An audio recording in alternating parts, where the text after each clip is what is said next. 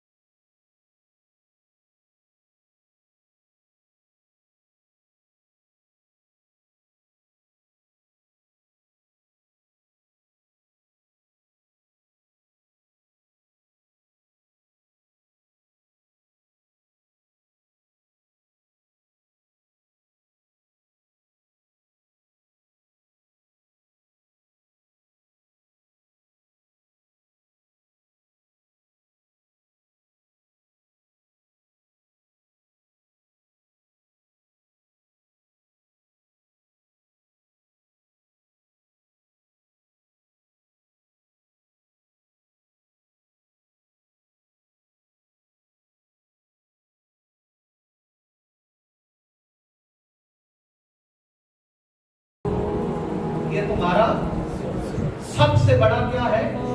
دشمن ہے۔ اب آپ پچھلے مضمون کو ذہن میں لائیں۔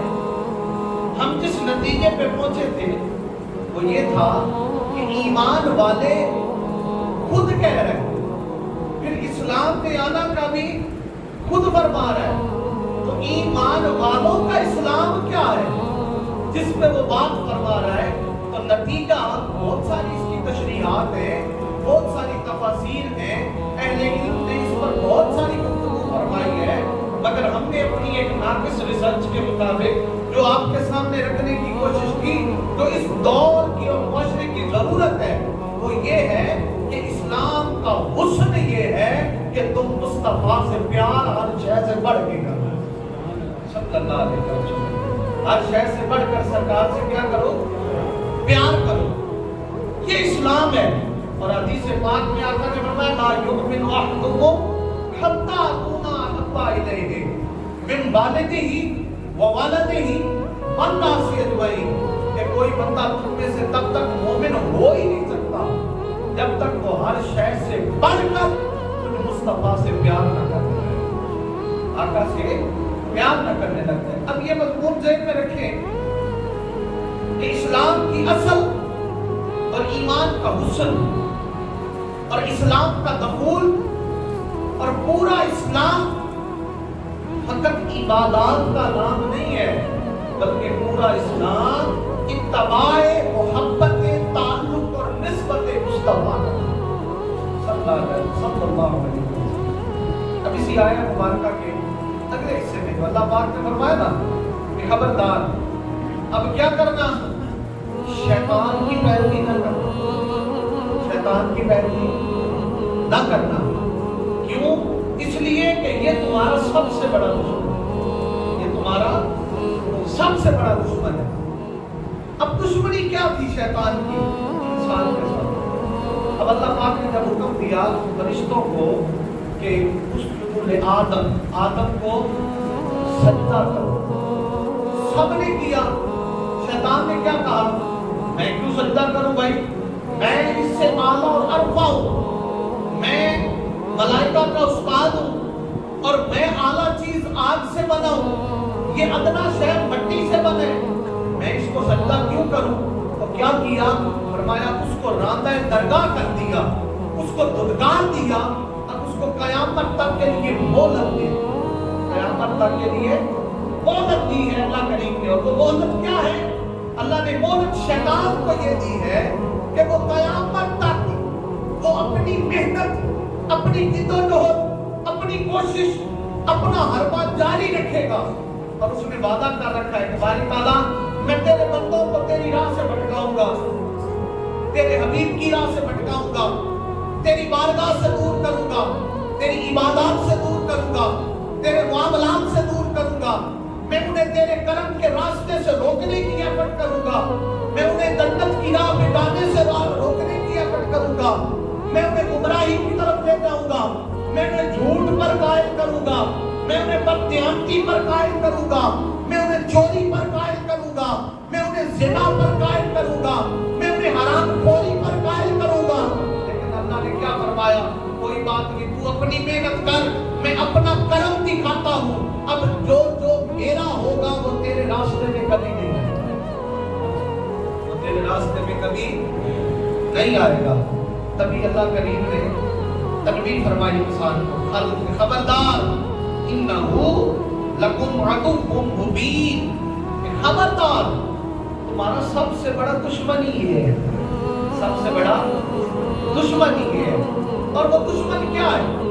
آپ سوال کرتے ہیں، ہم نے کبھی شیطان کو دیکھا نہیں، کبھی شیطان کو دیکھا نہیں، ہم نے کبھی اسے چھپا نہیں ہے، تو یہ کیسے پتا چلا؟ دشمن تو وہ ہوتا ہے جو سامنے کھڑا ہو، اس نے ہاتھ میں بندوق پکڑی ہو یا ڈنڈا پکڑا ہو یا آپ سے گالی گلوچ ہو رہا ہو یا وہ آپ کے ساتھ دستوں کی رماں ہو رہا ہو، دشمن تو وہ ہوتا ہے۔ یہ کیسا دشمن ہے؟ ہمیں نظر بھی نہیں آتا، اور اللہ فرما رہا ہے یہ سب سے بڑا دشمن ہے۔ میرا تو سب سے بڑا دشمن وہ ہے جس نے مجھے تھپڑ مارا ہے، جس نے مجھے گھر سے نکالا ہے، جس نے مجھے گالیاں دی ہیں، جس نے میرے برابر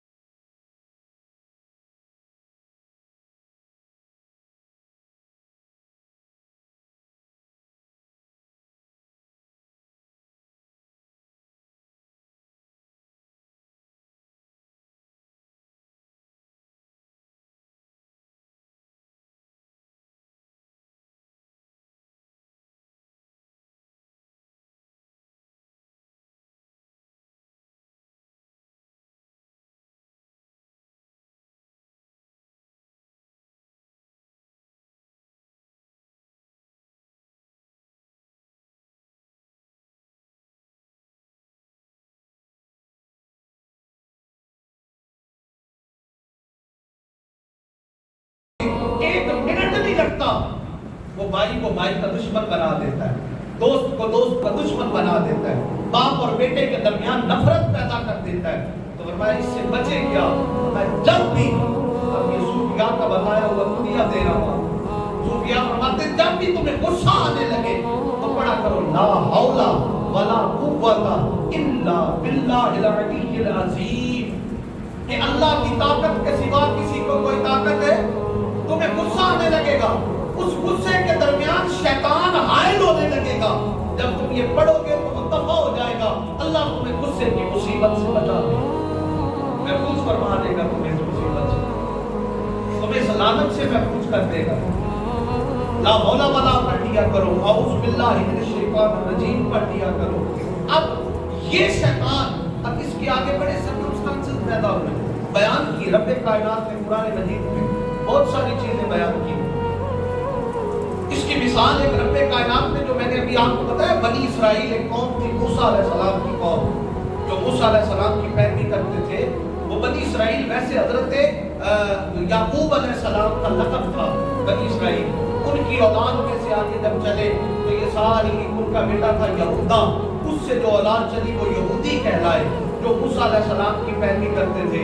तो वो बनी इसराइल, उनके मुतालिक अल्लाह करीम ने फरमाया सल बनी इसराइल कम आतैनाहुम मिन आयातिन बय्यिनात, फरमाया आप इनसे सवाल तो कीजिए, इनसे पूछिए तो सही, ये जो बनी इसराइल है हमने इनको कितनी नेमतें अता फरमाई, कितनी निशानियां अता फरमाई, और वो फिर नेमतें अल्लाह पाक ने गिनवाई।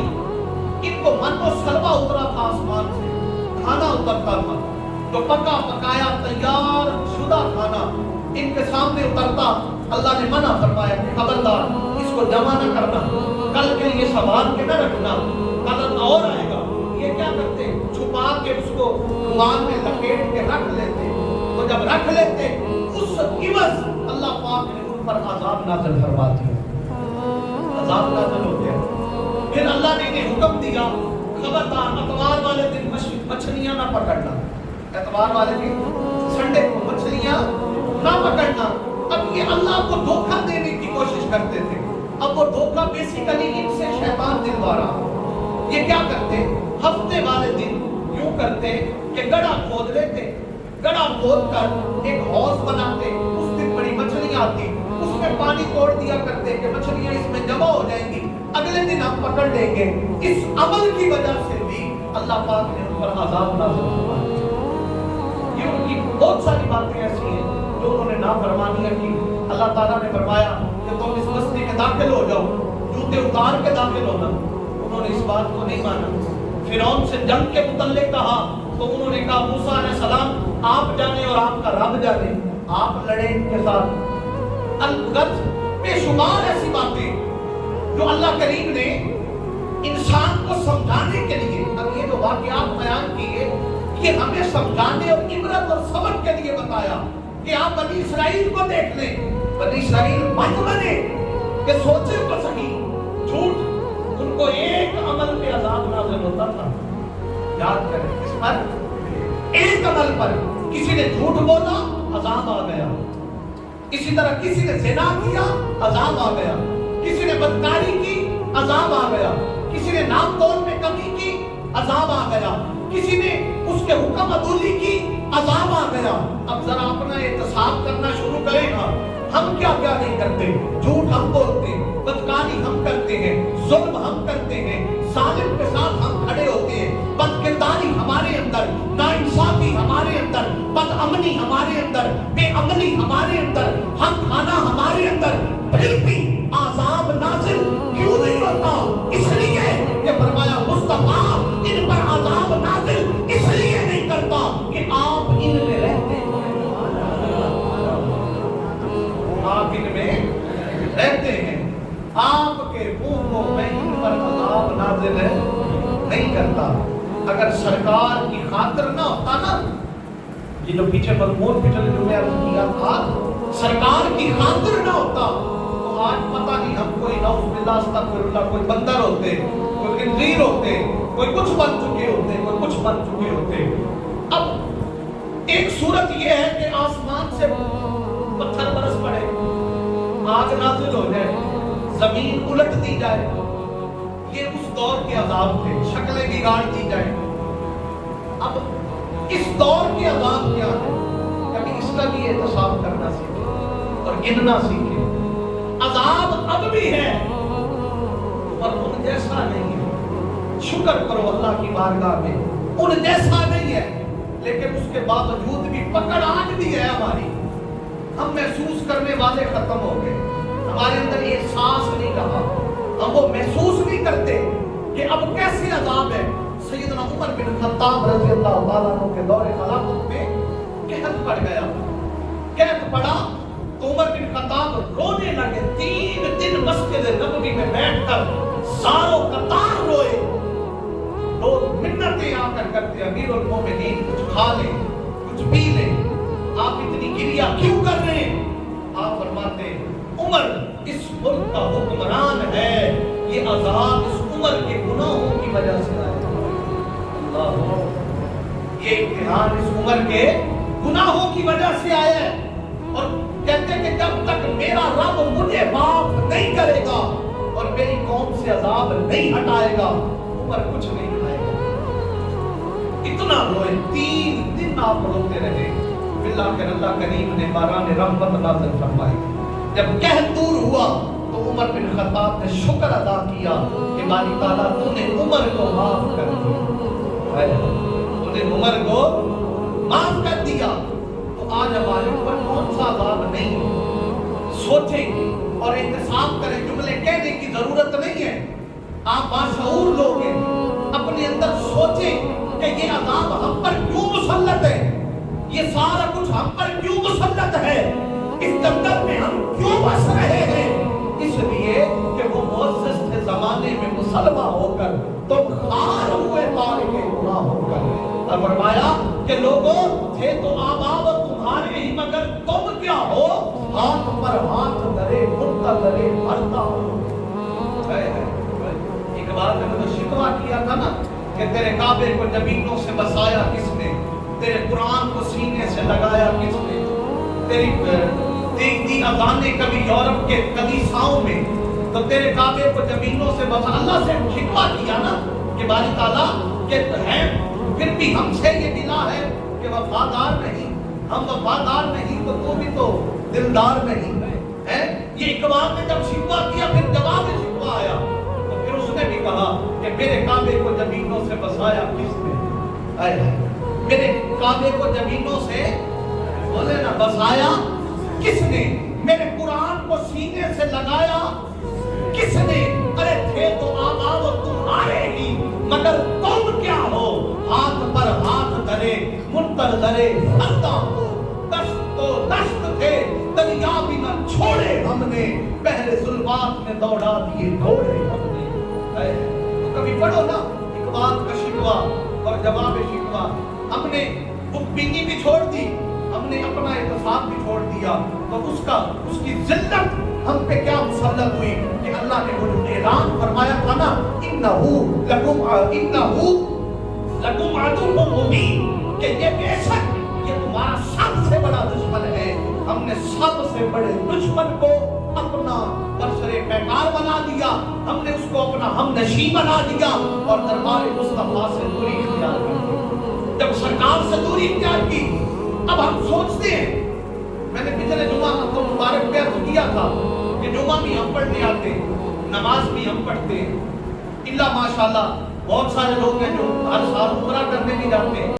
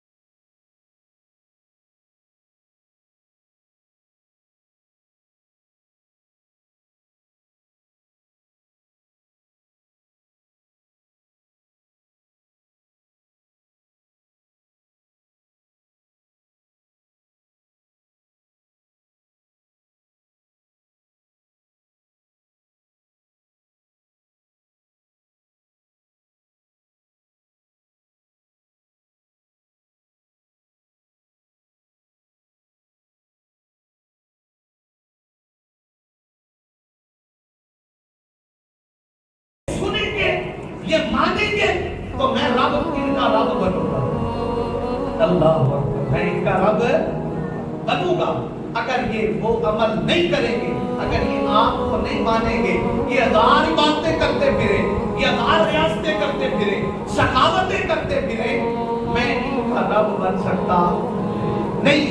क्यों? इसलिए कि फरमाया लौला कलमा खलक़तुल अफ़लाक, महबूब अगर मैं तुझे ना बनाता ना तो कायनात की कोई शय ना बनाता, कायनात की कोई शय ना बनाता। रब ने अपने रब होने का लौला कलमा तो रबूबिया, अपने रब होने का इजहार भी इस शर्त में किया कि रूह मुस्तफा को दे। सरकार के मुखड़े की खातिर रब ने अपने रब होने का क्या किया? इजहार किया। वरना वो तो अपना इजहार करना ही नहीं चाहता था, इजहार करना भी नहीं चाहता था। क्यों? इसलिए कि उनको तो उसकी तो शर्त तखलीक की मुस्तफा। शायद आज तक हम ये मजमून समझ ही नहीं सके, हमारे अंदर यह समझाया ही नहीं गया। अगर किसी ने समझाने की कोशिश की है तो हमने उसकी तरफ तवज्जो ही नहीं दी, हमने देखने की तवज्जो ही नहीं की, हमने उसे किसी और फेरे में डालकर जो है ना दरगुजर कर दिया है। हम सारे मजमून समझते हैं पर ये नहीं समझते कि तखलीक कायनात की वजह मुस्तफा सल्लल्लाहु अलैहि वसल्लम, इसके सिवा कायनात में कोई और वजह नहीं है। फकत सरकार है जो इस कायनात की तखलीक की वजह है।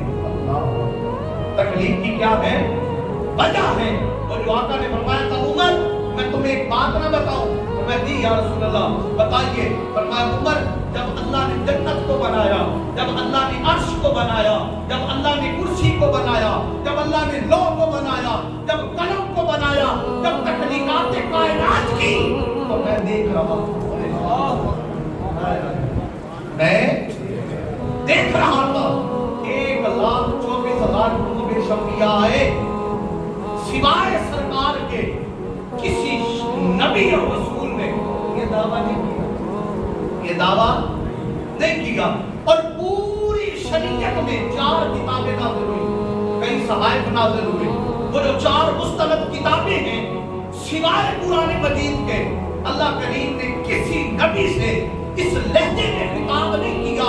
महबूब वो वक्त याद कीजिए, महबूब वो वक्त याद कीजिए जहां भी जिक्र किया। कई ऐसे मकामात हैं जहां पे अल्लाह पाक ने रब आका अलैहिस्सलातु वस्सलाम से खिताब फरमाया और फरमाया कि महबूब को याद कीजिए, वो वक्त याद कीजिए। वइज़ा अख़ज़ल्लाहु मीसाक़न नबिय्यीन, महबूब को वेदा याद कीजिए जब मैं नबियों की रूहों से अहद ले रहा था, नबियों की रूहों से अहद ले रहा था। जब अब्राहा ने काबे पे हमला किया तो अल्लाह ताला ने कैसा हुक्म इरशाद फरमाया, फरमाया अलम तरा कैफा फअल रब्बुका बिअस्हाबिल फील। सुनिया क्या आपने नहीं देखा था कि मैंने हाथी वालों का क्या हाल किया? क्या आपने नहीं देखा था?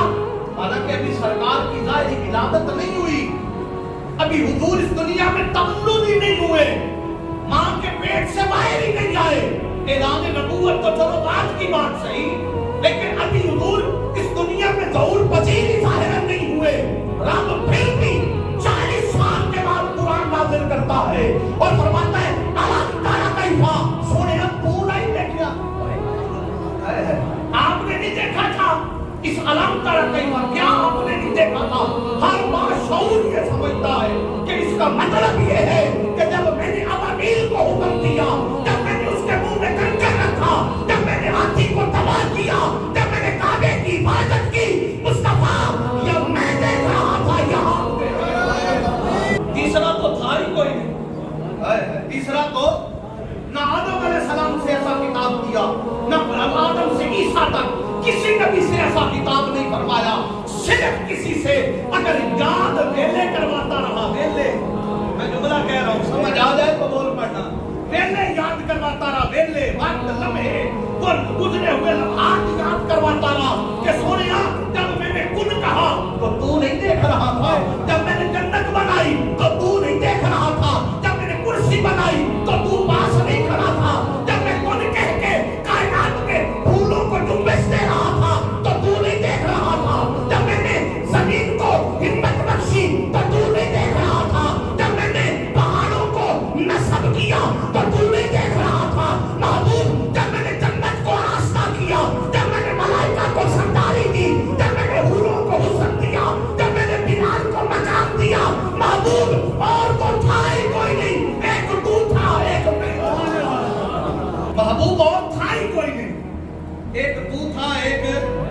हाय हाय, एक उठा एक।